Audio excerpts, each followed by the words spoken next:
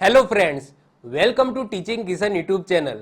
તો આપણે કંઈક ઇન્ડિયન જિયોગ્રાફી ભારતની ભૂગોળ જોતા હતા, જેની અંદર અત્યાર સુધી આપણે 24 લેક્ચર જોઈ ગયા. તો જો તમે અગાઉના 24 લેક્ચર ન જોયા હોય તો ખાસ કરીને જોઈ લેજો. આઈ બટન ઉપર તમને લિંક મળશે, ડિસ્ક્રિપ્શનમાં તમને લિંક મળશે, એના ઉપર ક્લિક કરો. અગાઉના 24 લેક્ચર તમે જોઈ લો, કારણ કે તમારી સિલેબસની અંદર આવતા ઓલમોસ્ટ બધા જ ટોપિક આપણે આ સિરીઝની અંદર કમ્પ્લીટ કરી દીધા છે. હવે કદાચ 2-3 ટોપિક બાકી છે. લેક્ચર નંબર 24 ની અંદર એટલે કે છેલ્લા લેક્ચરની અંદર આપણે ભારતની ભૂગોળનો એક સરસ મજાનો ટોપિક શરૂ કર્યો હતો, એ હતું પરિવહન. હવે તમારા સિલેબસની અંદર ભારતની ભૂગોળ છે, એની અંદર આર્થિક ભૂગોળ છે, તો એ આર્થિક ભૂગોળની અંદર એક સરસ મજાનો ટોપિક લખેલો છે પરિવહન. પરિવહન શું છે, પરિવહનનું બાયફર્ગેશન, ક્લાસિફિકેશન, આ બધી વસ્તુ આપણે લેક્ચર નંબર 24 ની અંદર જોઈ ગયા છે. અને લેક્ચર નંબર 24 માં આપણે સંપૂર્ણ સડક પરિવહન કમ્પ્લીટ કર્યું હતું. તો જો તમે લેક્ચર નંબર 24 ન જોયો હોય તો એ પહેલા જોઈ લેજો, એના પછી જ આ લેક્ચર તમે જોજો, જેનાથી તમને આઈડિયા આવી જશે કે ભાઈ પરિવહન કોને કહેવામાં આવે છે, કેટલા કેટલા ટાઈપના પરિવહન હોય છે. એ બધી વસ્તુ આપણે લેક્ચર નંબર 24 માં જોઈ ગયા છે. ક્લિયર? જેની અંદર આપણે સંપૂર્ણ સડક પરિવહન એટલે કે રોડ ટ્રાન્સપોર્ટેશન આપણે ઓલરેડી કમ્પ્લીટ કરી દીધું છે. ઓકે, તો આ છે લેક્ચર નંબર 25, જેની અંદર આપણે બીજા નંબરનું મહત્વપૂર્ણ પરિવહન જોવાનું છે, એ છે રેલ પરિવહન. ઓકે, તો ભારતની અંદર સૌથી વધારે કોઈ પરિવહનનો યુઝ થતો હોય તો એ છે રોડ પરિવહન, અને એ રોડ પરિવહન પછી બીજા નંબરે કોઈ પરિવહનનો યુઝ થતો હોય તો એ છે રેલ પરિવહન. તો યસ, આજના લેક્ચરની અંદર આપણે સંપૂર્ણ રેલ પરિવહનની વાત કરીશું, સાથે સાથે બુલેટ ટ્રેનની વાત કરીશું, સાથે સાથે જે વંદે ભારત ટ્રેન છે એની વાત કરીશું, સાથે સાથે રિસેન્ટલી એટલે કે 2026 ની અંદર, હજુ શરૂ નથી થયું, 2026 ની અંદર તમે જોશો બુલેટ ટ્રેન છે એની શરૂઆત થઈ જવાની છે ટોટલી ફંક્શનલી એવું કહેવાય છે. સાથે સાથે અંડર વોટર મેટ્રોની પણ શરૂઆત થઈ ગઈ છે કોલકાતાની અંદર હુગલી નદીના નીચે. તો આ બધી વસ્તુઓ પણ ડિસ્કસ કરીશું જે કરંટ અફેર્સમાં છે. સાથે સાથે ટ્રેનને લઈને જેટલા પણ ક્વેશ્ચનો પૂછાય છે એ બધા ક્વેશ્ચનો આપણે આ લેક્ચરની અંદર આવરી લઈશું. તમારો એક પણ ક્વેશ્ચન આ રેલ પરિવહનમાંથી જશે નહીં. ઓકે, તો one by one, step by step આપણે શરૂઆત કરીએ છીએ રેલ પરિવહનની. ઓકે, તો સૌથી પહેલા તો રેલ પરિવહનના માધ્યમની વાત કરીએ તો એમાં ભારત દુનિયામાં કયું સ્થાન ધરાવે છે? તો આન્સર આવશે ચોથું સ્થાન ધરાવે છે. જો રોડ ટ્રાન્સપોર્ટેશનની અંદર એટલે કે રોડ પરિવહનની અંદર ભારતનો ક્રમ અમેરિકા પછી બીજા ક્રમે હતો, પરંતુ વાત કરીએ રેલ પરિવહનની અંદર તો રેલ પરિવહનની અંદર ભારતનો ક્રમ દુનિયાની અંદર ચોથો છે. તો યાદ રાખીશું. તો સાહેબ અગાઉના દેશ 3 કયા છે? તો પહેલા નંબરે છે અમેરિકા, બીજા નંબરે છે ચાઇના અને ત્રીજા નંબરે છે રશિયા. અને ભારતનો ક્રમ દુનિયાની અંદર ચોથો આવે છે રેલ પરિવહનને લઈને. પરંતુ જો યાત્રી રેલ પરિવહનની વાત કરીએ તો એની અંદર ભારત દુનિયામાં પહેલા ક્રમે છે. અહીંયા જે રેલ પરિવહન લખ્યું છે જેમાં ભારતનો ક્રમ ચોથો છે, એ રેલ પરિવહનની અંદર બંને વસ્તુ આવી જશે, એટલે કે યાત્રીની દ્રષ્ટિએ પણ વાત કરીએ અને માલ સામાનની દ્રષ્ટિએ પણ વાત કરીએ તો આનું કોમ્બિનેશનની અંદર ભારતનો ક્રમ ચોથો આવશે. પરંતુ ખાલી ને ખાલી યાત્રી ટ્રેનની વાત કરીએ એટલે કે મુસાફરોની દ્રષ્ટિએ વાત કરીએ કે મુસાફરો યાત્રીઓ જ્યાં સૌથી વધારે ટ્રેનનો યુઝ થતો હોય જે દેશની અંદર, તો એની અંદર ભારતનો ક્રમ પહેલો આવશે. તો યાદ રાખજો, રેલ યાત્રી પરિવહનની વાત કરીએ તો એની અંદર ભારત એ દુનિયામાં પહેલા ક્રમે છે. ક્લિયર? તો આ બંને વસ્તુ અલગ અલગ છે. જેવો ક્વેશ્ચન પૂછાય એવો તમારે જવાબ લખવાનો થશે. હવે પૂછાય કે ભાઈ ભારતની અંદર સૌ પ્રથમ પહેલી વખત યાત્રી ટ્રેન એટલે કે પેસેન્જર ટ્રેનની શરૂઆત કોને કરાવી હતી? તો આન્સર આવશે લોર્ડ ડેલહાઉસીએ કરાવી હતી. ક્યારે કરાવી હતી એ ઘણી વખત એક્ઝામની અંદર પૂછાઈ ગયો. તો આન્સર આવશે 16 એપ્રિલ 1853 માં કરાવી હતી. સાલ ખાસ યાદ રાખજો, કદાચ તારીખ યાદ ન રહે તો ઇટ્સ ઓકે, પરંતુ સાલ ખાસ યાદ રાખજો 1853 માં. તો ભારતમાં સૌ પ્રથમ પેસેન્જર ટ્રેન યાત્રી ટ્રેન એની શરૂઆત લોર્ડ ડેલહાઉસીએ કરાવી હતી. ક્યારે? તો 16 એપ્રિલ 1853 ની અંદર કરાવી હતી. એના કારણે જ ભારતની અંદર રેલના જનક તરીકે કોને ઓળખવામાં આવે છે? તો લોર્ડ ડેલહાઉસીને ઓળખવામાં આવે છે. તો એક્ઝામની અંદર આવો પણ ક્વેશ્ચન પૂછાય કે ભારતીય રેલના જનક તરીકે કોને ઓળખવામાં આવે છે? તો લોર્ડ ડેલહાઉસીને ઓળખવામાં આવે છે. હવે આ ટ્રેનની વાત કરી લઈએ તો સૌથી પહેલી જે ટ્રેન ચાલી હતી ભારતની અંદર, પેસેન્જર ટ્રેન ચાલી હતી, તો એનું નામ શું હતું? તો એનું નામ હતું બ્લેક બ્યુટી. કદાચ તમારી પુસ્તકની અંદર આ નહીં લખેલું હોય, પણ થોડું જો ડીપમાં જાય તો આવો પણ ક્વેશ્ચન પૂછાય કે ભારતની અંદર જે લોર્ડ ડેલહાઉસી દ્વારા સૌ પ્રથમ ટ્રેન ચલાવવામાં આવી હતી એનું નામ શું હતું? તો એ ટ્રેનનું નામ હતું બ્લેક બ્યુટી. હવે આ જે ટ્રેન ચાલી હતી એ ક્યાંથી લઈને ક્યાં સુધી ચાલી હતી? તો મુંબઈથી થાણે વચ્ચે ચાલી હતી, જેનું અંતર કેટલું હતું? 34 કિલોમીટર એનું અંતર હતું. આ જે ટ્રેન હતી એની અંદર 3 એન્જિન હતા, 3 સ્ટ્રીમ લોકોમોટિવ એન્જિન હતા. સ્ટ્રીમ એન્જિનનો મતલબ શું થાય? કોલસાથી ચાલતી. ક્લિયર? એ વખતે તો ઓબ્વિયસલી ઇલેક્ટ્રિક ટ્રેન આવી પણ નથી.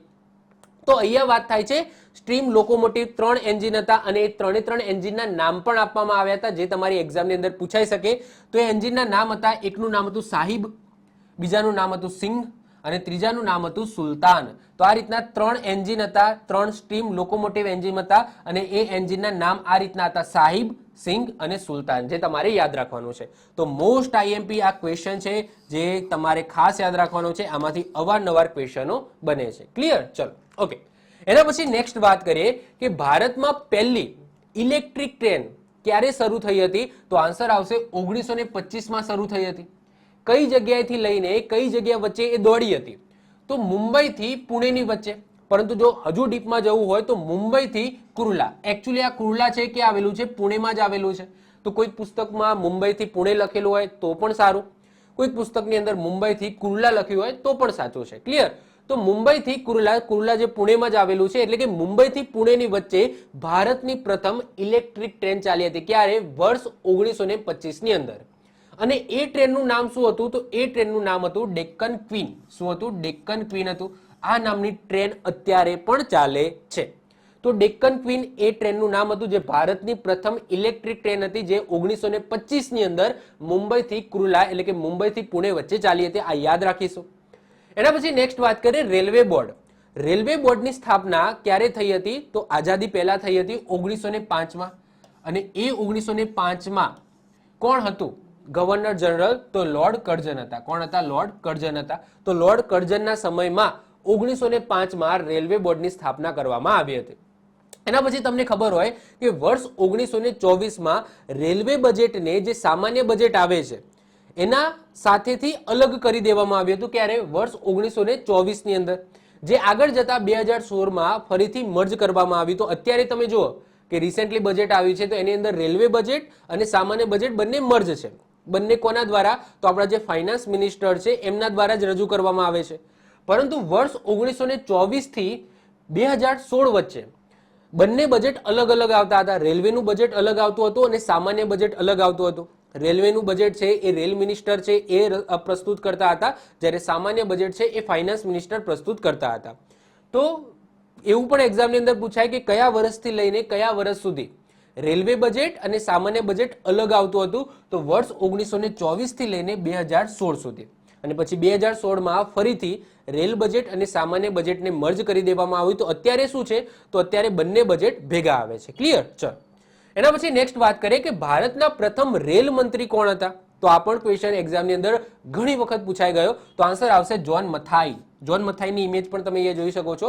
આ છે જોન મથાઈ. અને ક્વેશ્ચન એવું પૂછાય કે ભારતના પ્રથમ મહિલા રેલ મંત્રી કોણ બન્યા હતા? તો આન્સર આવશે મમતા બેનર્જી, દીદી આપણા. ઓકે, બધા ઓળખો છો, આપણા પશ્ચિમ બંગાળના ચીફ મિનિસ્ટર છે મમતા દીદી.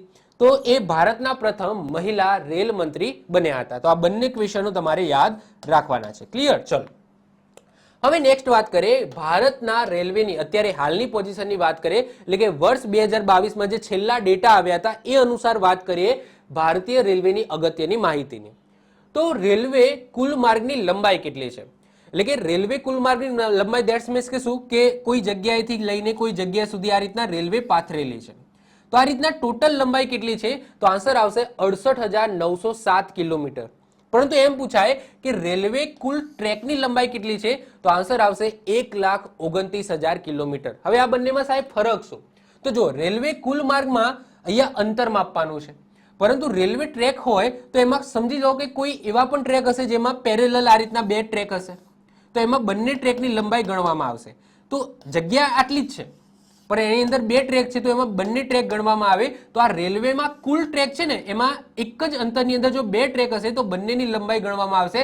તો આ રીતના 1,29,000 કિલોમીટર થાય છે. ક્લિયર? આ ડેટા જો કે પૂછાતા નથી, પરંતુ જસ્ટ તમારી માહિતી માટે હું આપું છું. ભારતમાં અત્યારે હાલ કુલ કેટલા રેલવે સ્ટેશનો છે? તો 8000 પ્લસ રેલવે સ્ટેશનો છે, નાના મોટા બધા ગણીએ તો. કુલ ટ્રેનોની સંખ્યા કેટલી છે? તો અત્યારે હાલ ભારતની અંદર ટોટલ કેટલી ટ્રેનો છે? તો 22,669 ટ્રેનો છે, જેમાંથી 13,523 પેસેન્જર ટ્રેન છે, જ્યારે 9,146 એ માલગાડી છે, એટલે કે સામાનની હેરાફેરી કરવા માટેની ટ્રેનો છે. આ ડેટા પણ તમારે ખાસ યાદ રાખવાની કોઈ જરૂર નથી. કુલ એન્જિન કેટલા છે? તો એ ટ્રેનોને ચલાવવા માટે એન્જિનની જરૂર તો પડે ને, તો કુલ એન્જિન કેટલા છે? તો 14,800 એન્જિન છે. અને ટોટલ કેટલા એમ્પ્લોય કામ કરે છે આ રેલ ક્ષેત્રની અંદર? તો 12,27,000 એમ્પ્લોય કામ કરે છે, એટલે કે ટોટલ કર્મચારીઓ કામ કરે છે. તો આ અમુક એવા ફેક્ચ્યુઅલ ડેટા છે જે તમને જસ્ટ માહિતી માટે કે ભાઈ આપણું જે રેલ ક્ષેત્ર છે એ કેટલું મોટું છે એ બતાવવા માટે મેં આ કોષ્ટક અહીંયા મૂક્યું છે. જે ડેટા છેલ્લા 2022માં આવ્યા હતા એ ડેટા મેં અહીંયા લીધા છે કે ટોટલ લંબાઈ ટ્રેક કેટલી છે, કુલ માર્ગની અંદર કેટલા લંબાઈના માર્ગની અંદર આ રેલ છે એ પથરાયેલી છે, કેટલા રેલવે સ્ટેશનો છે, ટ્રેનોની સંખ્યા કેટલી છે, કેટલા એન્જિનો છે અને કેટલા કર્મચારી એમ્પ્લોય કામ કરે છે. આ જસ્ટ બતાવવા માટે મેં અહીંયા મૂકેલું છે. ક્લિયર? ચલો એના પછી નેક્સ્ટ વાત કરીએ ભારતમાં રેલવે ગેજ. હવે રેલવે ગેજ આપણે કોને કહીશું? તો જ્યારે પણ ટ્રેન ઓબ્વિયસલી શેના ઉપર ચાલશે? તો પટરી ઉપર ચાલશે. તો પટરી આવી કઈક હશે, તો આ બે પટરીઓ હશે, આ બે પટરી વચ્ચેનું જે અંતર હોય છે એને શું કહેવામાં આવે છે? ગેજ કહેવામાં આવે છે. હવે અત્યાર સુધી આપણા માઇન્ડની અંદર જ્યાં સુધી આ તમને ખબર ન હોય ત્યાં સુધી આપણને એવું જ લાગતું હશે કે આપણા ભારતની અંદર જેટલી પણ ટ્રેન ચાલે છે એના જેટલા પણ પાટા છે એ બે પાટા વચ્ચેનું અંતર સમાન હશે, પણ એવું નથી. ક્ષેત્ર પ્રમાણે, અનુકૂળતા પ્રમાણે 3 ટાઈપના ગેજ આવે છે, એટલે કે 3 ટાઈપની પટરીઓ આવે છે, જેમાં અલગ અલગ આ બે પટરીઓ છે, મતલબ કે જેના ઉપર ટ્રેન ચાલે છે એની જે અંતર છે એની અંદર ડિફરન્સ હોય છે. એવી 3 પ્રકારની જે પટરીઓ છે એ આપણા ભારતની અંદર એક્ઝિસ્ટ કરે છે, જેને સાયન્ટિફિક ભાષામાં શું કહેવામાં આવે છે? ગેજ કહેવામાં આવે છે. તો રેલવે લાઇનના 2 સમાંતર પાટા વચ્ચેના અંતરને શું કહેવામાં આવે છે? રેલવે ગેજ કહેવામાં આવે છે. ભારતીય રેલવેની અંદર મુખ્યત્વે 3 રેલવે ગેજનો ઉપયોગ થાય છે. 3 રેલવે ગેજ કયા કયા છે? તો પહેલો છે એ છે બ્રોડ ગેજ. બ્રોડ ગેજનો ઉપયોગ કરવામાં આવે છે, જેની આશરે ટ્રેક, એટલે કે ભારતની અંદર જેટલી પણ રેલવે પટરીઓ છે, ઓકે, આ જે રેલવે પાટા છે એમાં સૌથી વધારે ઉપયોગ થતો જે ગેજ છે એ છે બ્રોડ ગેજ. અંદાજિત 62,000 કિલોમીટરની અંદર આ ગેજનો ઉપયોગ થાય છે. એના પછી મીટર ગેજની વાત કરીએ તો જ્યારે આપણે આઝાદ થયા, એટલે કે અંગ્રેજોના સમયની વાત કરીએ તો અંગ્રેજોના સમયમાં સૌથી વધારે જે ગેજનો ઉપયોગ થતો હતો એ હતું મીટર ગેજ. તો આપણને આઝાદી મળી ત્યારે જે રેલવેની પટરીઓ હતી, જે પાટા હતા, એમાં સૌથી વધારે યુઝ થતો ગેજ હતો એ હતો મીટર ગેજ, જેને ધીમે ધીમે આપણે શું કરી દીધું? બ્રોડ ગેજની અંદર કન્વર્ટ કરી નાખ્યું. તો અત્યારે હાલની પોઝિશનની અંદર વાત કરીએ તો હાલ માત્ર 4,000 કિલોમીટરની અંદર જ મીટર ગેજ તમને જોવા મળશે. અને એના પછી આવે છે નેરો ગેજ. નેરો એટલે કે નામથી જ ખબર પડી જાય છે સાંકડો.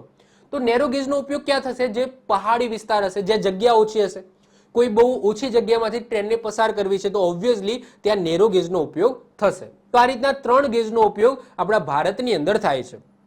હવે અંતર પણ પૂછાય કે ભાઈ આ નેરો ગેજનું અંતર કેટલું હશે? તો નેરો ગેજની અંદર આ જે બે પાટા છે એ વચ્ચેનું અંતર કેટલું હશે? તો નેરો ગેજની અંદર 762 mm હશે. mm નો મતલબ શું થાય? મિલીમીટર. શું થશે? મિલીમીટર થશે. મિલીનો મતલબ થાય 10⁻3. શું થશે? 10⁻3 મિલીમીટર. એના પછી મીટર ગેજ. નામથી જ ખબર પડી જાય મીટર. મીટર એટલે કે 1 મીટર હશે. આ બે પાટા વચ્ચેનું અંતર કેટલું હશે? 1 મીટરનું હશે. તો એને આપણે શું કહીશું? Metre gauge. તો 1000 mm. હવે આનું શું થાય? 10⁻3 થાય કે નહીં? તો 10⁻3 થાય તો 1000 ભાગ્યા 1000 એટલે 1 આવી જાય, એટલે કે 1 મીટર અથવા તો 1000 mm તમે કહી શકો. બંનેનો મતલબ એક જ થાય. ઓકે, મીટર ગેજ એટલે કે 1 મીટરનો હશે. ઓકે, 1 મીટર અંતર હશે બે પાટા વચ્ચે, અથવા તો 1000 mm તમે લખી શકો છો. એના પછી ત્રીજા નંબરે આવે છે બ્રોડ ગેજ, જે સૌથી વધારે યુઝ થાય છે અત્યારે હાલ ભારતની અંદર. તો એની લંબાઈ કેટલી હશે? તો એની લંબાઈ હશે 1667 mm. અને સ્ટાન્ડર્ડ ગેજ આવે છે જે વૈશ્વિક સ્તરે યુઝ થાય છે, એટલે કે જ્યારે પણ ઇન્ટરનેશનલ સ્તર ઉપર કોઈ ગેજનો યુઝ થતો હોય તો એને સ્ટાન્ડર્ડ ગેજ કહેવામાં આવે છે. અને એ વૈશ્વિક સ્તરે યુઝ થાય છે, જેની લંબાઈ કેટલી હોય છે? 1435 mm. કેટલી હોય છે? 1435. પરંતુ ભારતની અંદર આ 3 ગેજનો યુઝ થાય છે જ્યારે ઇન્ટરનેશનલ ટ્રેન હોય, ઇન્ટરનેશનલ ટ્રેન હોય, એટલે કે સમજી લો કે અત્યારે આપણા ભારતની અંદર તો બહુ ઓછી જોવા મળશે, પરંતુ યુરોપિયન કન્ટ્રીની અંદર એક કન્ટ્રીમાંથી બીજી કન્ટ્રીની અંદર ટ્રેન જતી હોય તો એની અંદર સ્ટાન્ડર્ડ ગેજનો યુઝ કરવામાં આવે છે વૈશ્વિક સ્તરે. જે ગેજની અંદર બે પાટા વચ્ચેનું અંતર કેટલું હશે? 1435 mm નું હશે. ક્લિયર? તો ભારતની અંદર આ 3 ગેજનો યુઝ થાય છે. આ ત્રણેય ગેજની જે અંતર છે બે પાટા વચ્ચેનું અંતર, ખાસ યાદ રાખજો, એક્ઝામની અંદર પૂછાય છે. ક્લિયર? એમાં સૌથી વધારે આપણે આ ગેજનું યાદ રાખશું. આ તો યાદ રહી જશે, 1 mm છે, સોરી 1000 mm છે, એટલે કે 1 મીટર છે, મીટર ગેજ. ખાલી નેરો ગેજ અને બ્રોડ ગેજનું યાદ રાખવાનું છે. એમાં સૌથી વધારે જો પૂછાઈ ગયું હોય તો એ છે બ્રોડ ગેજ. ક્લિયર? તો આપણે યાદ રાખીશું. એના પછી નેક્સ્ટ વાત કરીએ છીએ સૌથી કન્ફ્યુઝિંગ પોઈન્ટ, એ છે રેલવે ઝોન. ઘણા બધા લોકો આની અંદર કન્ફ્યુઝ થઈ જાય છે. શું છે આ ઝોન શું છે એ બધાને નથી ખબર હોતી. સાથે સાથે બહુ બધા ગોખે છે. અને બીજી વસ્તુ કે આમાંથી સૌથી વધારે ક્વેશ્ચન પણ પૂછાય છે. હવે ક્વેશ્ચન કઈ રીતના પૂછાય? સૌથી પહેલા તો સમજો કે આ શું છે. તો એ એક સરસ મજાની મેં ફિગર દોરેલી છે, જેની અંદર ભારતના ઝોન બતાવવામાં આવ્યા છે. સૌથી પહેલો જ ક્વેશ્ચન થાય કે અત્યારે હાલ જ્યારે હું વિડીયો બનાવું છું ત્યારે ભારતની અંદર ટોટલ કેટલા ઝોન આવેલા છે, કેટલા રેલવે ઝોન આવેલા છે? તો ટોટલ 18 રેલવે ઝોન આવેલા છે. એમાં છેલ્લું બનેલું જે રેલવે ઝોન છે એ છે વિશાખાપટ્ટનમ, જે 2019 ની અંદર બનાવવામાં આવ્યું હતું. હવે સાહેબ આ રેલવે ઝોન શું છે? તો તમને ખબર જ છે કે આખા ભારતની અંદર વિશાળ પ્રમાણમાં રેલવેની પટરીઓ આવેલી છે, ટ્રેનો દોડે છે. હવે ઓબ્વિયસલી તેનું સંચાલન પણ કરવું પડે. તો આખા ભારતની અંદર જેટલી પણ ટ્રેનો છે એનું સંચાલન એક જગ્યાએથી ન કરી શકાય. તો શું કરવામાં આવે છે? ક્ષેત્રો વાઇઝ અલગ અલગ એવા હેડક્વાર્ટર તમે કહી શકો, અથવા તો સંચાલન ક્ષેત્ર છે એ બનાવવામાં આવ્યું છે, જેથી એ એરિયામાં જેટલી પણ ટ્રેનો ચાલે છે એનું પ્રોપર સંચાલન થઈ શકે.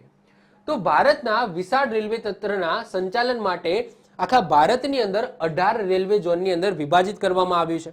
એક્ઝામ્પલ તરીકે જસ્ટ વાત કરું કે ઉત્તર ભારતની વાત કરીએ તો ઉત્તર ભારતની અંદર જેટલી પણ ટ્રેનો ચાલે છે, તો ઉત્તર ભારતની અંદર એક એવું કેન્દ્ર બનાવવામાં આવ્યું છે કે દિલ્હીની અંદર, જ્યાંથી દિલ્હીની આજુબાજુ જેટલી પણ ટ્રેનો ચાલે છે એનું સંચાલન ત્યાંથી થઈ શકે. તમે કહી શકો કે એક ક્ષેત્રનું હેડક્વાર્ટર છે.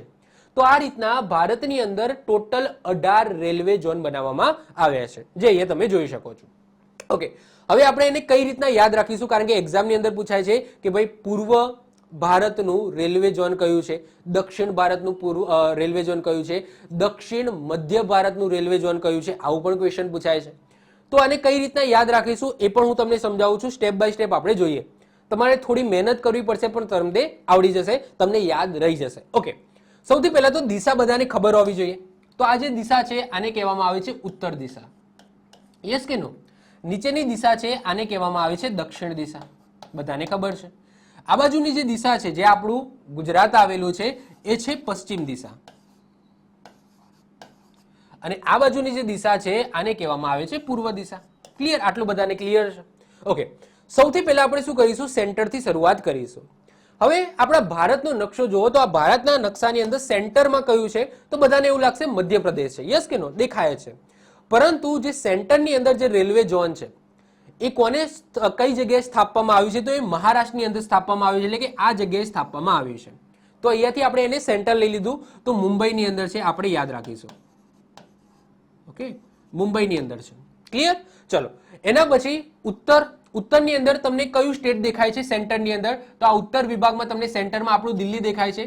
તો ઉત્તરનું ક્યાં સ્થાપવામાં આવ્યું છે? તો દિલ્હીની અંદર સ્થાપવામાં આવ્યું છે. એના પછી વાત કરીએ પશ્ચિમની અંદર, તો પશ્ચિમની અંદર ગુજરાતમાં નથી, તો ઓબ્વિયસલી અહીંયા મુંબઈ છે. તો અહીંયા મુંબઈની અંદર જ આ ક્ષેત્રની અંદર જે પશ્ચિમતમ જે ઝોન છે એ મુંબઈમાં જ સ્થાપવામાં આવી છે. તો સેન્ટરનું પણ મુંબઈમાં છે અને પશ્ચિમ છે એનું પણ મુંબઈમાં છે. એના પછી વાત કરીએ અહીંયા દક્ષિણનું, તો આંધ્રપ્રદેશની અંદર અહીંયા તમને જોવા મળશે ચેન્નઈ. તો ચેન્નઈની અંદર દક્ષિણનું રેલવે ઝોન સ્થાપવામાં આવ્યું છે. અને વાત થાય આ બાજુ એટલે કે પૂર્વ બાજુ, તો પૂર્વ બાજુ છે અહીંયા કલકત્તા. તો કલકત્તાની અંદર પૂર્વોત્તર ઝોન છે એ સ્થાપવામાં આવ્યું છે. તો અહીંયા તમે જોઈ શકો છો. તો સૌથી પહેલા આ કંઈક યાદ આવે છે, જો તમે લાસ્ટ લેક્ચર જોયો હોય તો આ જે 4 શહેરો મેં 4 ખૂણામાં દોર્યા, તો એનાથી કંઈક યાદ આવતો છે. યસ, સ્વર્ણિમ ચતુર્ભુજ યોજના યાદ આવ્યું? સ્વર્ણિમ ચતુર્ભુજ યોજના મેં સડક પરિવહનમાં ચલાવી હતી. તો એ 4 શહેરો જ 4 ખૂણાની અંદર, એ 4 ક્ષેત્રની અંદર, 4 મહાનગરોની અંદર 4 દિશાના 4 રેલવે ઝોન સ્થાપવામાં આવ્યા છે. ક્લિયર? તો ઉત્તરનું દિલ્હીમાં છે, પશ્ચિમનું મુંબઈમાં છે, દક્ષિણનું ચેન્નઈમાં છે અને પૂર્વનું કઈ બાજુ છે તો કોલકાતાની અંદર છે. તો આઈ હોપ સો આ જે ચાર છે એ તો તમને યાદ રહી ગયા હશે. જો મેં હાથે કરીને અલગ અલગ કલરથી બતાવે છે જેથી તમને પ્રોપરલી યાદ રહી જાય. તો ઉત્તરનું ક્યાં છે? દિલ્હીમાં છે. પશ્ચિમનું ક્યાં છે? પશ્ચિમ રેલવે ઝોન મુંબઈની અંદર છે. દક્ષિણ ક્યાં છે? ચેન્નઈની અંદર છે. અને પૂર્વ ક્યાં છે તો કલકત્તાની અંદર છે. યાદ રહી ગયું. અને સેન્ટરમાં કયું છે તો સેન્ટરમાં મુંબઈ છે. આ પણ આપણને યાદ રહી ગયું. હવે વાત કરીએ ખૂણાની અંદર. હવે આ જે ખૂણો છે આ ખૂણાને શું કહેવામાં આવશે? આ જે ખૂણો છે એને શું કહેવામાં આવશે તો અહીંયા છે પૂર્વ અને અહીંયા છે ઉત્તર. તો આને શું કહેવામાં આવે છે? ઉત્તર પૂર્વ. શું કહેવામાં આવશે? ઉત્તર પૂર્વ. હવે જે ઉત્તર પૂર્વ જે રેલવે ઝોન છે એ ક્યાં સ્થાપવામાં આવી છે તો ગોરખપુરની અંદર. ગોરખપુર ક્યાં આવી તો યુપીની અંદર. તો હવે અહીંયા જુઓ મેપની અંદર હું તમને કહું તો મેપની અંદર તમે જોશો તો અહીંયા યુપીની અંદર આ રીતના અહીંયા જો હતું તો આ રીતના આ દિશાની અંદર યુપીના ગોરખપુરની અંદર રેલવે ઝોન સ્થાપવામાં આવી છે કંટ્રોલિંગ કરવા માટે. ક્લિયર? તો આવી જાઓ પાછા. ઓકે, તો આઈ હોપ સો તમને ખ્યાલ આવી ગયો હશે. ચલો, તો આ છે તમારો ઉત્તર પૂર્વ. એ જ રીતના તમે અહીંયા જાઓ, આ દિશામાં તમે જાઓ તો આ દિશાની અંદર કલકત્તાની અંદર આ દિશા કઈ થશે તો આ છે પૂર્વ અને આ છે દક્ષિણ. તો આ થશે તમારી પૂર્વ દક્ષિણ અથવા તો દક્ષિણ પૂર્વ, જે પણ તમે કહો. તો પૂર્વ દક્ષિણ અથવા તો દક્ષિણ પૂર્વનું પણ ક્યાં સ્થાપવામાં આવ્યું છે? કલકત્તાની અંદર. તો પૂર્વનું પણ કલકત્તામાં છે, સાથે સાથે પૂર્વ દક્ષિણ છે એ દિશાનું પણ હેન્ડલિંગ ક્યાંથી થાય છે તો કલકત્તાથી થાય છે. એના પછી આ દિશા આવી જાવ તો આ છે પશ્ચિમ દક્ષિણ. આ છે પશ્ચિમ દક્ષિણ. તો પશ્ચિમ દક્ષિણનું જે સેન્ટ્રલિંગ છે અથવા તો કંટ્રોલિંગ છે ક્યાંથી થાય છે? હુબલીથી થાય છે. હુગલી નથી હો, હુબલી છે. આ હુબલી ક્યાં આવેલું છે? કર્ણાટકમાં આવેલું છે. ઓકે, હું તમને મેપમાં બતાવું તો અહીંયાથી થાય છે. ઓકે, આ હતું એક, આ હતું આમ. તો આ જે દિશા છે આ દિશાનું કંટ્રોલિંગ કરવા માટે અહીંયા કર્ણાટકના હુબલીની અંદર સેન્ટર સ્થાપવામાં આવ્યું છે. ક્લિયર છે? ચલો, ઓકે, તો આ આઈ થિંક ક્લિયર હશે. એના પછી આ જે દિશા છે આ છે તમારી ઉત્તર પશ્ચિમ. ઉત્તર પશ્ચિમ છે. તો ઉત્તર પશ્ચિમનું જે સેન્ટર છે એ જયપુરની અંદર સ્થાપવામાં આવ્યું છે. જયપુર ક્યાં આવ્યું છે તો રાજસ્થાનની અંદર આવેલું છે. ચલો હું મેપની અંદર બતાવું તો અહીંયા હતું. હવે આ જે દિશા છે તો અહીંયા ક્યાંક હોવાનું. ઓકે, આપણા ગુજરાતની અંદર એક પણ ઝોન નથી. તો અહીંયા શું આવેલું છે? જયપુર આવેલું છે. તો રાજસ્થાનના જયપુરની અંદર આ પશ્ચિમ ઉત્તરનું રેલવે ઝોન છે એ સ્થાપવામાં આવી છે. ક્લિયર? યાદ રહી જશે કે નહીં? સિમ્પલ જ છે. જો તમારા માઇન્ડની અંદર આ જે મેપ છે ભારતનો મેપ બેઠેલો હશે મગજની અંદર તો તમે આસાનીથી કોઈ પણ રેલવે ઝોન પૂછાશે તો તમે વિઝ્યુલાઇઝ કરીને કે ભાઈ અહીંયા એટલું તો ખબર પડે કે આ દિશાની અંદર કયું સ્ટેટ આવ્યું તો એ સ્ટેટથી તમે અંદાજો લગાવી શકશો કે ભાઈ હા આ સ્ટેટ આવે છે તો આ સ્ટેટની અંદર આ જ હશે. ઓકે, તો આ રેલવે ઝોન છે એ બહુ ગોખવાની જરૂર નથી જો તમારા માઇન્ડની અંદર મેપ બેસેલો હશે ઇન્ડિયાનો તો. ક્લિયર? ચલો, તો આ તમને ક્લિયર થઈ ગયું. તો આ જે ચાર ખૂણા છે એના પણ તમને ક્લિયર થઈ ગયા હશે અને આ જે ચાર દિશા છે આ ચાર દિશાના પણ ક્લિયર થઈ ગયા હશે. ક્લિયર? હવે આ જે દેખાય છે ને આ જે મેં ગ્રીન કલરે બતાવ્યું છે આને કહેવામાં આવે મધ્ય દિશા. મધ્ય ધેટ્સ મીન્સ કે શું કે આ ઉત્તર દિશા છે અને ઉત્તર દિશાની અંદર મધ્યમાં એટલે આને કહેવામાં આવે ઉત્તર મધ્ય. તમને એક્ઝામની અંદર પૂછાય ને તો આવું પૂછાય છે ઉત્તર મધ્ય રેલવે ઝોન. શું પૂછાય? ઉત્તર મધ્ય. આ ઉત્તર છે. ઉત્તર રેલવે ઝોન પૂછાય તો તમારો આવશે દિલ્હી, પરંતુ ઉત્તર મધ્ય રેલવે ઝોન પૂછાય તો તમારો આન્સર આવશે પ્રયાગરાજ. પ્રયાગરાજ ક્યાં આવેલું છે? એ જ પ્રયાગરાજ જે યુપીમાં આવેલું છે જેનું પ્રાચીન નામ હતું અલ્હાબાદ. તો અલ્હાબાદ એને જ આજે પ્રયાગરાજ કહેવામાં આવે છે અને એ જગ્યાએ ઉત્તર મધ્યનું રેલવે ઝોન સ્થાપવામાં આવ્યું છે. એ રીતના આ છે પૂર્વ દિશા. તો આને આપણે શું કહીશું? આ પૂર્વનું પૂછાય કે ભાઈ પૂર્વ રેલવે ઝોન તો કલકત્તા, પરંતુ પૂર્વ મધ્ય પૂછાય તો પૂર્વ મધ્ય પૂછાય તો એ આવેલું છે હાજીપુરની અંદર. હવે હાજીપુર ક્યાં આવેલું છે તો હાજીપુર આવેલું છે બિહારની અંદર. ક્યાં આવેલું છે? બિહારમાં આવ્યું છે. તો બિહારના હાજીપુરની અંદર પૂર્વ મધ્ય રેલવે ઝોન સ્થાપવામાં આવ્યું છે. એના પછી વાત થાય દક્ષિણ. તો આ દક્ષિણનું પૂછાય તો આન્સર આવશે ચેન્નઈ, પરંતુ એમ પૂછાય દક્ષિણ મધ્ય. શું પૂછાય? દક્ષિણ મધ્ય. આવું પૂછાય તો આન્સર શું આવશે? સિકંદરાબાદ. ક્યાં છે? સિકંદરાબાદની અંદર છે. અને એમ પૂછાય આ પશ્ચિમ છે, આ છે પશ્ચિમ, પરંતુ પશ્ચિમ મધ્ય પૂછાય તો એ ક્યાં છે? તો એ છે જબલપુરની અંદર. અને જબલપુર ક્યાં આવેલું છે? તો જબલપુર આવેલું છે મધ્યપ્રદેશની અંદર. ક્યાં આવેલું છે? મધ્યપ્રદેશની અંદર આવેલું છે. ક્લિયર? હવે કઈ રીતના યાદ રાખીશું તો હું મારી રીતના ટ્રીક આપું છું. હવે આને પ્રયાગરાજને બીજું એક અલ્હાબાદના નામથી પણ ઓળખાય, કારણ કે એનું પ્રાચીન નામ શું હતું? અલ્હાબાદ. ઓકે, તો તમે અહીંયા જોશો કે મધ્યની અંદર જે છે એમાં પાછળ બાદ આવે છે. અહીંયા સિકંદરાબાદ છે અને અહીંયા અલ્હાબાદ છે. આ રીતના યાદ રાખી લો. અને જે પૂર્વ પશ્ચિમ આવે છે એમાં પાછળ પૂર આવે છે. જો અહીંયા હાજીપુર છે અને અહીંયા છે જબલપુર. તો એ રીતના પણ તમને યાદ રાખી શકો છો. અહીંયા જબલપુર મધ્યપ્રદેશમાં આવેલું છે, હાજીપુર તમને બિહારની અંદર જોવા મળશે. અહીંયા સિકંદરાબાદ છે ક્યાં આવેલું છે? તેલંગાણામાં સિકંદરાબાદ. અને ઉપરનું જે પ્રયાગરાજ છે એ ક્યાં આવેલું છે? યુપીની અંદર આવેલું છે. તો પ્રયાગરાજ અને સિકંદરાબાદ, અહીંયા પ્રયાગરાજની જગ્યાએ અલ્હાબાદ તમે લખી શકો તો બાદ આવે છે. ઓકે, અને આ બાજુ પૂર આવે છે. ક્લિયર? તો જો શું આપણે પૂરું કર્યું, કઈ દિશા પૂરી કરી? તો જો ખૂણિયા છે એ પૂરા કરી દીધા. ઓકે, અને આ મધ્યમાં છે એ આપણે પૂરા કર્યા. ક્લિયર? તમે જોઈ શકો છો. ઓકે, આટલું આપણે પૂરું કર્યું. હવે વધીશું તો જો આ જે પોર્શન છે, આ બાજુનો પોર્શન એ આખો કમ્પ્લીટ થઈ ગયો. હવે બીજા છેલ્લે નવા ઝોન બન્યા છે. જેમ કે વાત કરીએ, આ જે દિશા છે ને આ છે ઉત્તર પૂર્વી સીમા. હવે જો ગોરખપુર તો યુપીમાં આવેલું છે, પરંતુ પૂર્વોત્તર રાજ્યોની વાત કરીએ એટલે કે 7 સિસ્ટર છે એ બાજુ તો કોઈ રેલવે ઝોન છે જ નહીં. તો ત્યાં પછી રેલવે ઝોન બનાવવામાં આવ્યું. ક્યાં બનાવવામાં આવ્યું? ગુવાહાટીની અંદર. તો આસામના ગુવાહાટીની અંદર ઉત્તર પૂર્વી સીમા રેલવે ઝોન બનાવવામાં આવું લખેલું હશે. એક્ઝામમાં પૂછાય કે ઉત્તર પૂર્વી સીમા રેલવે ઝોન ક્યાં બનાવવામાં આવ્યું છે? તો ગુવાહાટીની અંદર. આને આપણે શું કહીશું? તો આને આપણે કહીશું ઉત્તર પૂર્વ. ઓકે, તો ઉત્તર પૂર્વ પૂછાય તો ગોરખપુર. તો આ નામ યાદ રાખજો. હવે દિશા પ્રમાણે હું નામ બનાવું છું, જસ્ટ એવું જ તમને લખેલું હશે. પછી જો મેટ્રોનું, એકમાત્ર મેટ્રોનું જે સ્ટેશન બનાવવામાં આવ્યું છે અથવા ઝોન બનાવવામાં આવ્યું છે એ છે કોલકાતા મેટ્રો. તો કોલકાતાની અંદર 3 છે. જો તો 1, 2 અને 3 એટલે કે પૂર્વ રેલવે ઝોન એ પણ કોલકાતામાં છે. એના પછી પૂર્વ દક્ષિણ રેલવે ઝોન એ પણ કલકત્તામાં છે.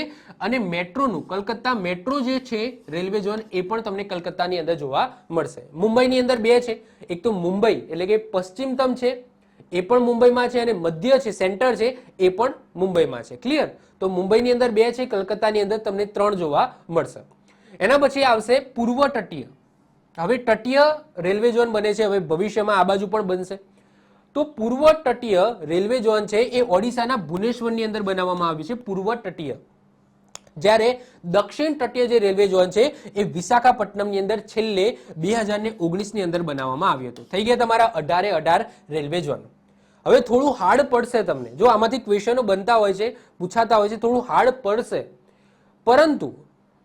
પરંતુ આ યાદ રાખવાના છે, બહુ ઈઝી છે. જો તમે તમારું માઇન્ડ અહીંયા હશે, આ સેટ થઈ ગયું હશે કે કયું સ્ટેટ ક્યાં આવેલું છે, જો આ તમારું સેટ થઈ ગયું હશે ને તો તમને ઇઝીલી તમને બધા રેલવે ઝોન આવડી જવાના છે. જેમ કે તટીયવાળું હમણાં બન્યું છે આંધ્રપ્રદેશમાં આવેલું છે, જે વિશાખાપટ્ટનમ બન્યું ને એ આંધ્રપ્રદેશમાં આવેલું છે. પછી અહીંયા જે હમણાં બન્યું એ ઓડિશા, ભુવનેશ્વરનું જે છે એ ઓડિશાના તટીય ઉપર આવેલું છે. હજુ એક બાકી રહી ગયું, એ કયું છે? તો એ છે બિલાસપુર. હવે બિલાસપુરને શું કહીશું આપણે? જો બિલાસપુરને શું કહીશું? તો આ દિશા કઈ છે? તો આ દિશા છે, આ બાજુ પૂર્વ છે અને આ બાજુ દક્ષિણ છે, તો પૂર્વ દક્ષિણ. તો આને કહીશું આપણે પૂર્વ દક્ષિણ મધ્ય.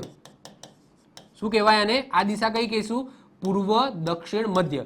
તો પૂર્વ દક્ષિણ. ઓકે, તો પૂર્વ દક્ષિણની વચ્ચે છે અને એના મધ્યમાં છે. તો પૂર્વ દક્ષિણ મધ્યની અંદર બિલાસપુરની અંદર આ ટાઈપનું એક રેલવે ઝોન છે સ્થાપિત કરવામાં આવ્યું છે. બિલાસપુર ક્યાં આવેલું છે? તો બિલાસપુર આવેલું છે છત્તીસગઢની અંદર. ક્યાં આવેલું છે?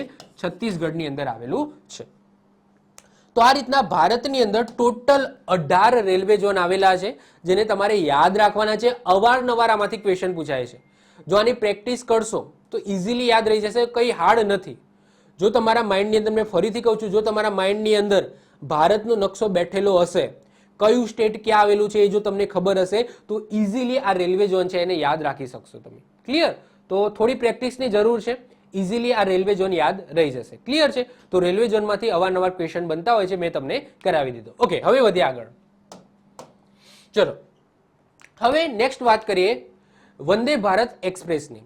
તો વંદે ભારત એક્સપ્રેસ ટ્રેનની વાત કરીએ તો ભારતની પહેલી એન્જિન વગરની સૌથી ઝડપી ટ્રેન વંદે ભારત એક્સપ્રેસ છે. પ્રથમ વાત કરીએ કે ભાઈ પ્રથમ વંદે ભારત એક્સપ્રેસ છે એ ક્યાંથી લઈને ક્યાં વચ્ચે દોડાવવામાં આવી? તો દિલ્હીથી વારાણસી વચ્ચે દોડાવવામાં આવી. જેની સ્પીડની વાત કરીએ તો 160 કિલોમીટર પ્રતિ કલાકની છે, જેની મહત્તમ ઝડપ એટલે કે મેક્સિમમ ઝડપ આપણે કેટલી કરી શકીએ છીએ વંદે ભારત એક્સપ્રેસની, તો 200 કિલોમીટર પ્રતિ કલાકની ઝડપ કરી શકીએ છીએ, પરંતુ નોર્મલી એ કઈ સ્પીડથી ચાલે છે તો 160 કિલોમીટર પ્રતિ કલાકની ઝડપથી ચાલે છે. આ જે ટ્રેન છે એનું મૂળ નામ શું હતું તો ટ્રેન 18 હતું, જેનું આગળ જતા પછી વંદે ભારત એક્સપ્રેસ કરવામાં આવ્યું, જેની અંદર કોચની સંખ્યા ડબ્બાની સંખ્યા કેટલી હોય છે 16 હોય છે નોર્મલી. આ ટ્રેનનું નિર્માણ ચેન્નઈની રેલ કોચ ફેક્ટરીમાં મેક ઇન ઇન્ડિયા અભિયાન અંતર્ગત કરવામાં આવ્યું છે. ક્લિયર? તો આ જસ્ટ વંદે ભારત એક્સપ્રેસ માંથી આ યાદ રાખજો. એમાંથી તમને અવારનવાર આ ટાઈપના પૂછાશે કે પ્રથમ વંદે ભારત એક્સપ્રેસ છે એ ક્યાંથી લઈને ક્યાં વચ્ચે દોડી, તો દિલ્હીથી લઈને વારાણસી વચ્ચે દોડી, અને એની સ્પીડ નોર્મલી જે અત્યારે વંદે ભારત ટ્રેન ચાલે છે એની સ્પીડ 160 કિલોમીટર પ્રતિ કલાકની હોય છે, જેને વધારીને 200 કિલોમીટર પ્રતિ કલાક તમે કરી શકો છો. ક્લિયર? એનાથી વધારે સ્પીડમાં નહીં ચાલે, પરંતુ 200 કિલોમીટર પ્રતિ કલાકની ઝડપ એની મહત્તમ ઝડપ છે. ક્લિયર? ચલો, એના પછી નેક્સ્ટ વાત કરીએ બુલેટ ટ્રેન, જે હજુ શરૂ નથી થઈ, પરંતુ ટૂંક જ સમયની અંદર, ટૂંક સમય તો ના કહેવાય, 2026માં કહેવાય છે કે એની પ્રોપર ફંક્શનિંગ છે શરૂ થઈ જશે. ટેસ્ટિંગ બેસ્ટિંગ થઈ ગયું છે, પરંતુ આ એપ્રોક્સ છે, 2026 છે એ પણ એપ્રોક્સ છે. એવું કહેવાય છે કે 2026 સુધી પ્રોપરલી ફંક્શન થતી હોય એ રીતની શરૂ થઈ જશે. ઓકે, તો બુલેટ ટ્રેનની વાત કરીએ તો દેશમાં પ્રથમ બુલેટ ટ્રેન જાપાનના સહયોગથી મુંબઈ અને આપણા અમદાવાદ વચ્ચે ચાલશે. તો આપણા અમદાવાદથી મુંબઈ વચ્ચે ચાલવાની છે ભારતની પ્રથમ બુલેટ ટ્રેન, કહેવાય છે એપ્રોક્સ 2026 સુધી શરૂ થઈ જશે, જેની મહત્તમ સ્પીડ કેટલી હશે તો 320 કિલોમીટર પ્રતિ કલાકની હશે.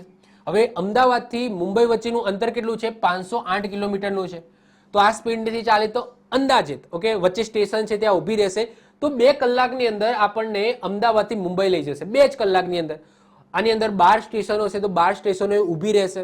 તો એ રીતના તમે ગણો તો 508 કિલોમીટરનું અંતર છે એ 2 કલાકની અંદર પૂરું કરીને વિધિન 2 કલાક આપણને મુંબઈ પહોંચાડી દેશે. મુંબઈથી અમદાવાદ વચ્ચે 12 સ્ટેશનો બનાવવામાં આવશે, જેમાંથી પહેલું સ્ટેશન ક્યાં બનાવવામાં આવ્યું યાદ રાખજો, આપણા સુરતમાં બનાવવામાં આવ્યું. આ યાદ રાખજો, એક્ઝામની અંદર પૂછાયેલો ક્વેશ્ચન છે, કરંટ અફેર્સનો પણ ક્વેશ્ચન તમે ગણી શકો છો. આ પ્રોજેક્ટ માટે કેન્દ્ર સરકારે 2016માં national high speed rail corporation લિમિટેડની સ્થાપના કરી હતી, અને આ ટ્રેન જાપાનની E5 શિનકાનસેન ટેકનોલોજી આધારિત છે. અને આ E5 આ જે ટેકનોલોજી શું કે છે, આ ટેકનોલોજીનું એક વાક્ય કહું તો ઝીરો એક્સિડન્ટ. ઓકે, એનું ટેગલાઇન છે અથવા તો એનો રેકોર્ડ રહ્યો છે ઝીરો એક્સિડન્ટ. હજુ સુધી કોઈ એક્સિડન્ટ થયા નથી. હવે જોઈએ છે ભારતની અંદર શરૂ થાય પછી શું થાય છે, પરંતુ આનો રેકોર્ડ રહ્યો છે. આની જે ટેકનોલોજી છે કહેવાય છે કે એની અંદર ખામી થતી જ નથી. ઓકે, ઝીરો ખામી છે, ઝીરો એક્સિડન્ટ યુક્ત છે. તો E5 શિનકાનસેન ટેકનોલોજી આધારિત છે આ ટ્રેન, અને આ જે બનાવવા માટેની જે બોડી બનાવી છે સરકારે છે national high speed rail corporation limited body બનાવી છે, જે અંતર્ગત આનું નિર્માણ થઈ રહ્યું છે. અને એની મેક્સિમમ સ્પીડ 320 કિલોમીટર પ્રતિ કલાકની હશે, જે સૌથી પહેલા અમદાવાદથી મુંબઈ વચ્ચે ચાલશે. અને એ જે અમદાવાદથી મુંબઈ વચ્ચેનું અંતર છે એ આ ટ્રેનની અંદર જો તમે બેસશો તો વિધિન 2 અવર તમને પહોંચાડી દેશે. ક્લિયર? ચલો, એના પછી અમુક ફેક્ચ્યુઅલ ડેટા જોઈએ જે અવારનવાર એક્ઝામની અંદર પૂછાઈ શકે અથવા તો પૂછાઈ ગયેલા છે. જેમ કે વિશ્વની સૌથી લાંબી રેલ લાઇન ક્યાં આવેલી છે? દુનિયાની સૌથી લાંબી રેલ લાઇન ક્યાં આવેલી છે? તો એ છે ટ્રાન્સ સાઇબેરિયન રેલવે, જે ક્યાં આવેલી છે? રશિયાની અંદર. હવે રશિયા આવડું મોટું છે, તો રશિયાના એક જગ્યાએથી શરૂઆત થઈને બીજી જગ્યાએ સુધી, એટલે કહી શકો કે પશ્ચિમથી લઈને પૂર્વ સુધી આ રીતના એક રેલ લાઇન બિછાવેલી છે, જે દુનિયાની સૌથી લાંબી રેલ લાઇન છે, જેનું નામ છે ટ્રાન્સ સાઇબેરિયન રેલવે. ક્યાં આવેલી છે? રશિયામાં આવેલી છે. લંબાઈની વાત કરીએ તો લંબાઈ છે 9289 કિલોમીટર લાંબી છે, જે મોસ્કોના સેન્ટ પીટર્સબર્ગથી વ્લાદિવાસ્તોક સાથે જોડાયેલી છે. ઓકે, આ જે ટ્રેન છે, તો આ યાદ રાખીશું કે દુનિયાની સૌથી લાંબી રેલવે લાઇન તમે કહી શકો અથવા તો રેલ છે એ કહી શકો, એ ક્યાં આવેલી છે? તો રશિયાની અંદર આવેલી છે. લંબાઈ છે 9289 કિલોમીટર. હવે આવો જ ક્વેશ્ચન ભારતને લઈને પૂછાય કે ભારતની સૌથી લાંબી રેલવે લાઇન ક્યાં આવેલી છે? તો એનું નામ છે વિવેક એક્સપ્રેસ. ઓકે, નામ છે વિવેક એક્સપ્રેસ, એટલે કે ટ્રેનનું નામ છે વિવેક એક્સપ્રેસ. આ વિવેક એક્સપ્રેસ એ સૌથી લાંબુ અંતર કાપે છે આપણા ભારતની અંદર. કેટલું અંતર કાપે છે? તો 4218.6 કિલોમીટર. એટલે કે આ જે ટ્રેન છે એ કન્યાકુમારીથી અસમના દિબ્રુગઢ વચ્ચે ચાલે છે, જે ભારતની સૌથી લાંબા અંતરની ટ્રેન છે. નામ છે વિવેક એક્સપ્રેસ, યાદ રાખીશું. તો જો કન્યાકુમારી ક્યાં આવેલું છે? તામિલનાડુની અંદર આવેલું છે. દિબ્રુગઢ ક્યાં આવેલું છે? આસામમાં. તો કન્યાકુમારીથી આ ટ્રેન ચાલવાનું શરૂ કરે છે, કેરળમાં જાય છે, કેરળમાંથી પછી પાછી તમિલનાડુમાં આવે છે, પછી આંધ્રપ્રદેશમાં આવે છે, એના પછી ઓડિશામાં આવે છે, ઓડિશામાંથી પછી એ ક્યાં જાય છે? અહીંયા પશ્ચિમ બંગાળમાં જાય છે, અને પશ્ચિમ બંગાળમાંથી પછી આસામના દિબ્રુગઢની અંદર જાય છે. તો આ સૌથી લાંબો રૂટ છે ભારતની અંદર, અને ટ્રેનનું નામ છે વિવેક એક્સપ્રેસ. લંબાઈની પૂછાય વાત તો 4218.6 કિલોમીટર લંબાઈ છે. એ ટોટલ 9 રાજ્યોમાંથી પસાર થાય છે. આ યાદ રાખીશું. ઓકે, એના પછી ક્વેશ્ચન આવો પૂછાય કે ભારતમાં સૌથી વધુ પ્લેટફોર્મ વાળું રેલવે સ્ટેશન કયું છે? જ્યાં સૌથી વધારે પ્લેટફોર્મ હોય. પ્લેટફોર્મનો મતલબ શું? કે જ્યાં જઈને આપણે ઉભા રહીએ, ત્યાં ટ્રેન આવે, ઊભી રહે, આપણે બેસીએ, તો એને આપણે પ્લેટફોર્મ કહીશું.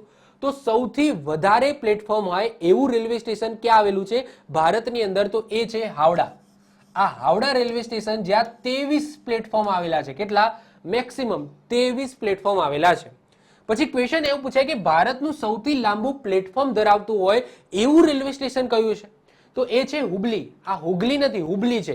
આ હુબલી ક્યાં આવેલું છે? કર્ણાટકમાં આવેલું છે, જેની અંદર 1.5 કિલોમીટર લાંબુ, 1.5 કિલોમીટર લાંબુ અથવા તો 1500 મીટર લાંબુ, 1.5 કિલોમીટર રાખો ને, તો 1.5 કિલોમીટર લાંબુ શું આવેલું છે? પ્લેટફોર્મ આવેલું છે. પ્લેટફોર્મ એટલું લાંબુ છે. ક્લિયર? તો ભારતનું સૌથી લાંબુ પ્લેટફોર્મ ક્યાં આવેલું છે? તો હુબલી કર્ણાટકની અંદર 1.5 કિલોમીટર લાંબુ છે.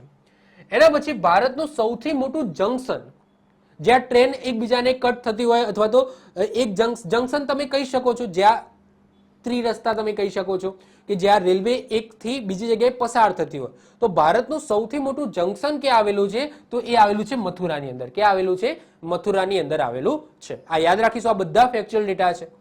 એના પછી નેક્સ્ટ, ભારતની પ્રથમ સીએનજી ટ્રેન ક્યારે ચલાવવામાં આવી હતી અને ક્યાંથી લઈને ક્યાં ચલાવવામાં આવી હતી?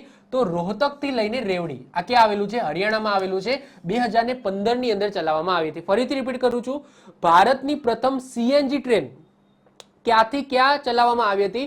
તો રોહતકથી લઈને રેવડી વચ્ચે ચલાવવામાં આવી હતી, જે હરિયાણામાં આવેલું છે. 2015માં ચલાવવામાં આવી હતી. ભારતની પ્રથમ અંડર વોટર મેટ્રો, યસ, બધાને ખબર છે, કરંટ અફેર્સમાં છે. હમણાં જ એની શરૂઆત થઈ છે. ક્યારે શરૂઆત થઈ? તો હમણાં જ, એટલે કે આ વર્ષના માર્ચ મહિનાની 6મી તારીખે શરૂઆત થઈ ગઈ છે ભારતની પ્રથમ અંડર વોટર મેટ્રો. કઈ જગ્યાએ? તો યસ, પશ્ચિમ બંગાળના કલકત્તાની અંદર. કલકત્તાની અંદર હુગલી નદી છે, ગંગા નદીની જ એક સહાયક નહીં, એક ફાંટો તમે કહી શકો, જે પશ્ચિમ બંગાળમાં જાય છે, હુગલી. આ હુગલી નદીના નીચે અંડર વોટર મેટ્રો બનાવવામાં આવી છે કલકત્તાની અંદર, જેની શરૂઆત 6 માર્ચ 2024 થઈ ગઈ છે. તમે જોઈ શકો છો આ ટાઈપની કંઈક દેખાય છે. એના પછી નેક્સ્ટ વાત કરીએ, ભારતનું સૌથી મોટું રેલ યાર્ડ.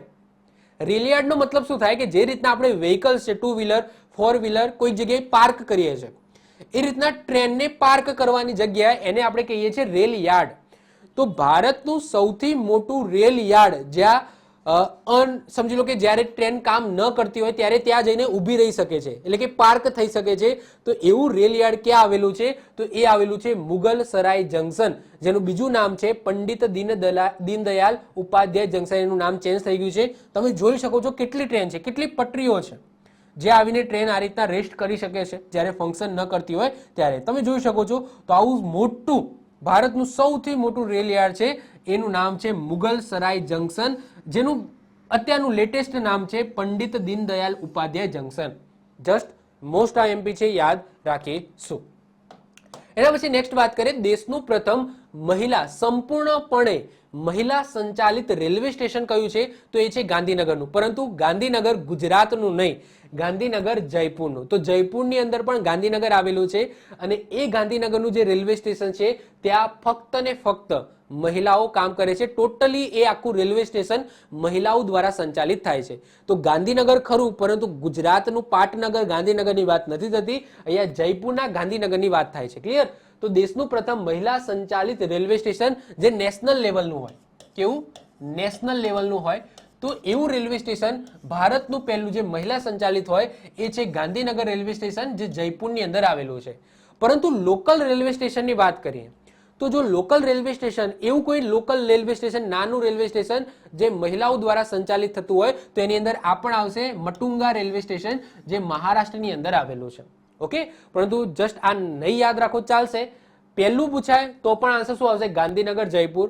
નેશનલ લેવલનું પણ ગાંધીનગર જયપુર આવશે. પરંતુ કોઈક વખત કોઈ ગામડાનું નાનું એવું કોઈ રેલવે સ્ટેશન હોય જે નાના પાયે લોકલ લેવલે હોય અને એ મહિલાઓ દ્વારા સંચાલિત થતું હોય તો એક ગામડાનું રેલવે સ્ટેશન છે એ છે મટુંગા રેલવે સ્ટેશન, જે મહારાષ્ટ્રમાં આવેલું છે. જસ્ટ માઇન્ડમાં તમે રાખી શકો છો. એના પછી ભારતનું પ્રથમ ખાનગી railway station, private railway station, ભારતનું પહેલું પ્રાઇવેટ રેલવે સ્ટેશન કયું છે? એ છે રાની કમલાપતિ રેલવે સ્ટેશન, જે મધ્યપ્રદેશના ભોપાલમાં આવેલું છે, જેનું જૂનું નામ હતું હબીબગંજ રેલવે સ્ટેશન. તો હબીબગંજ,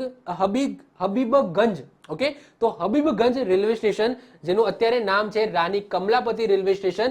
કેટલું સ્વચ્છ છે, દેખાય એરપોર્ટ જેવું દેખાય છે, કારણ કે પ્રાઇવેટ છે. ઓકે, તો પ્રાઇવેટ હોય તો મેન્ટેન પણ સારી રીતના થઈ શકે, તો એરપોર્ટ ટાઈપ દેખાય છે એવું રાની કમલાપતિ રેલવે સ્ટેશન, જે મધ્યપ્રદેશના ભોપાલની અંદર આવેલો છે. એના પછી નેક્સ્ટ છે ભારતનું પ્રથમ ઉર્જાયુક્ત રેલવે સ્ટેશન. તો એ કયું છે? એ છે કાચીગુડા રેલવે સ્ટેશન, જે A1 શ્રેણીનું રેલવે સ્ટેશન છે. યાદ રાખીશું, કાચીગુડા રેલવે સ્ટેશન એ ભારતનું પ્રથમ ઉર્જાયુક્ત રેલવે સ્ટેશન છે. આ પણ આપણે યાદ રાખીશું. એના પછી નેક્સ્ટ વાત કરીએ આંતરરાષ્ટ્રીય ટ્રેન, એટલે કે ભારતની બીજા દેશો સાથે ઇન્ટરનેશનલ ટ્રેન ચાલતી હોય એવી. તો બે ટાઈપની ઇન્ટરનેશનલ ટ્રેન, એટલે કે બે દેશો સાથે આપણે, આમ તો જો ઘણા બધા દેશો સાથે ચાલે છે, મતલબ કે નેપાળ સાથે ચાલે છે, ભૂતાન સાથે ચાલે છે, પરંતુ જે ઓબ્વિયસલી હવે ભારત અને નેપાળ વચ્ચે કોઈ બોર્ડર જેવું નથી. ઓકે, તમે ઇઝીલી બાય રોડ તમે ઇઝીલી બોર્ડર ક્રોસ કરી શકો છો, કોઈ રિસ્ટ્રિક્શન નથી. પરંતુ ભારત અને બાંગ્લાદેશની બોર્ડર, સાથે સાથે ભારત અને પાકિસ્તાનની બોર્ડર રિસ્ટ્રિક્ટેડ છે. ઓબ્વિયસલી તમે આસાનીથી ન જઈ શકો. તો એવી રિસ્ટ્રિક્ટેડ દેશ સાથે આપણે ટ્રેનો જે ચલાવીએ છીએ, તો એવા ટ્રેનોની વાત કરીએ તો ભારત અને પાકિસ્તાન વચ્ચે બે ટ્રેનો ચાલે છે. એક તો છે સમજોતા એક્સપ્રેસ, જે તમે અહીંયા જોઈ શકો છો. આ છે સમજોતા એક્સપ્રેસ, જે અટારી બોર્ડર, જે પંજાબમાં આવેલું છે, ત્યાંથી લઈને લાહોર વચ્ચે ચાલે છે. અને બીજી છે થાર એક્સપ્રેસ. આ થાર એક્સપ્રેસ જોધપુરથી કરાચી વચ્ચે ચાલે છે.